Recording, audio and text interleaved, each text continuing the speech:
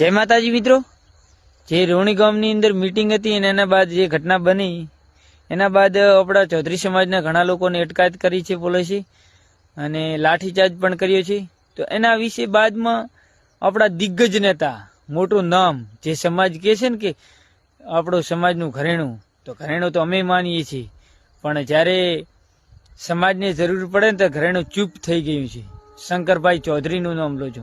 અરે સાહેબ, આજે તમારે સમાજની જરૂર છે, કેમ બોલતા નથી? અને જ્યારે તમારે જરૂર હોય ને ત્યારે તમે માઇકમાં ભોંગળો ફાડી ફાડીને બોલો છો.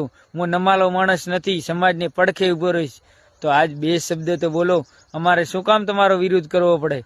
તમે ના અમે તમારા સ્ટેટસ ન ચડાવીએ કે સાહેબે આજ સારું કામ કર્યું, ન વિડીયો બનાવી ચડાવીએ? શું કામ અમારે આવો વિડીયો બનાવવો પડે? શીખો અલ્પેશ ઠાકોર કનેથી અભિનંદન આપું છું. અલ્પેશ ઠાકોર, એમના સમાજની વાત આવીને તો દક્ષિણ ગાંધીનગરના ધારાસભ્ય છે અને પાટણમાં આવી અને ન્યાય અપાવી દીધો ને એમના સમાજની મીટિંગ પણ ન થવા દીધી. તો સાહેબ, કેનો મતલબ અભિનંદન, ન્યાય અપાવી દીધો. તો તમે તો સરકારના અધ્યક્ષ છો, કેમ આવું કરો છો? કેમ બોલતા નથી? શું તમારે ડર છે? થરાદની અંદર 70,000 ચૌધરીઓનો વોટ છે, તોય તમે ચૌધરી સમાજને નથી ન્યાય અપાવી શકતા, તો તમે બીજા નાના માણસને શું ન્યાય અપાવશો?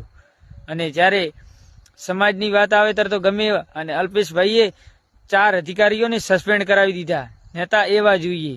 એ ભારતીય જનતા પાર્ટીના નેતા છે, તમે ભાજપમાં છો.